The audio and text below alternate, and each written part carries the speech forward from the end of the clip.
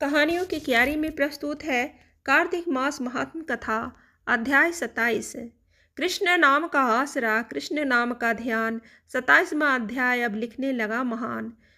पार्षदों ने कहा, एक दिन की बात है। विष्णुदास ने नित्य कर्म करने के पश्चात भोजन तैयार किया, किंतु कोई छिपकर उसे चुरा ले गया। विष्णुदास ने देखा भोजन नहीं है, परंतु उन्होंने दोबारा भोजन नहीं बनाया, क्योंकि ऐसा करने पर सायंकाल की पूजा के लिए उन्हें अवकाश नहीं मिलता। अतः प्रतिदिन के नियम का भंग हो जाने का भय था।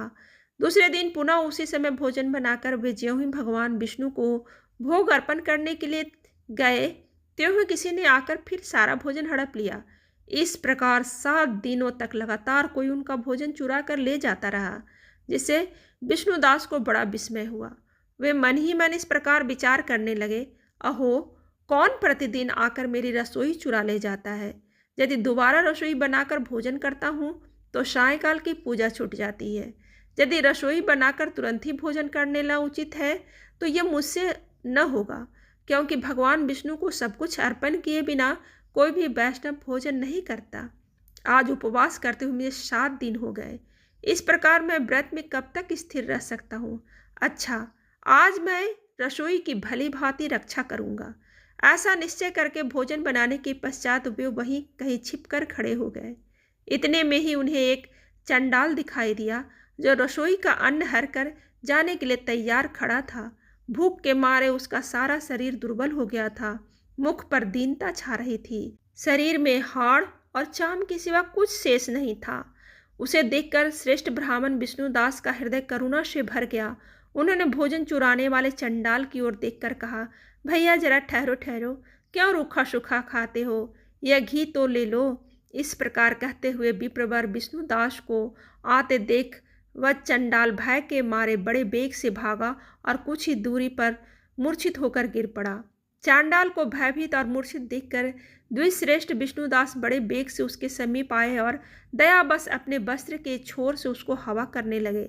तदंतर जब वह उठकर खड़ा हुआ तब विष्णुदास ने देखा वहां चंडाल नहीं है, बल्कि साक्षात नारायण ही शंख चक्र और गदा धारण किए सामने उपस्थित हैं।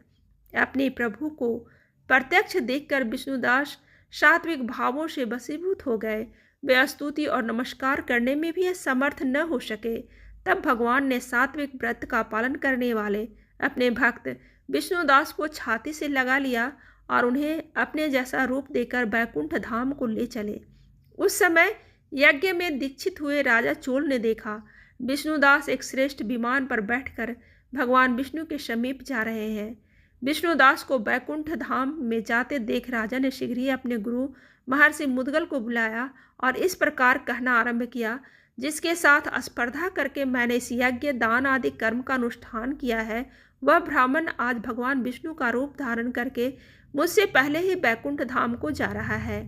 मैंने इस वैष्णव धाम में भली भांति दीक्षित होकर अग्नि में हवन किया और दान आदि के द्वारा ब्राह्मणों का मनोरथ पूर्ण किया।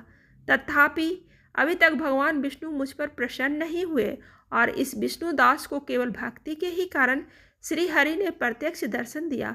अतः जान पड़ता है कि भगवान विष्णु केवल दान और यज्ञों से प्रसन्न नहीं होते, उन प्रभु का दर्शन करने में भक्ति ही प्रधान कारण है। दोनों पार्षदों ने कहा। इस प्रकार कहकर राजा ने अपने भांजे को राज सिंहासन पर अभिषिक्त कर दिया। वे बचपन से ही यज्ञ की दीक्षा लेकर उसी में संलग्न रहते थे, इसलिए उन्हें कोई पुत्र नहीं हुआ था। यही कारण है कि उस देश में अब तक भांजे ही राज्य के उत्तराधिकारी होते थे। भांजे को राज्य देकर राजा यज्ञशाला में गए और यज्ञ कुंड के सामने खड़े होकर भगवान विष्णु को संबोधित करते हुए 3 बार उच्च स्वर में निम्नांकित वचन बोले, भगवान विष्णु, आप मुझे मन, वाणी, शरीर और क्रिया द्वारा होने वाली अविचल भक्ति प्रदान कीजिए। इस प्रकार कहकर वे देखते देखते अग्निकुंड में कूद पड़े।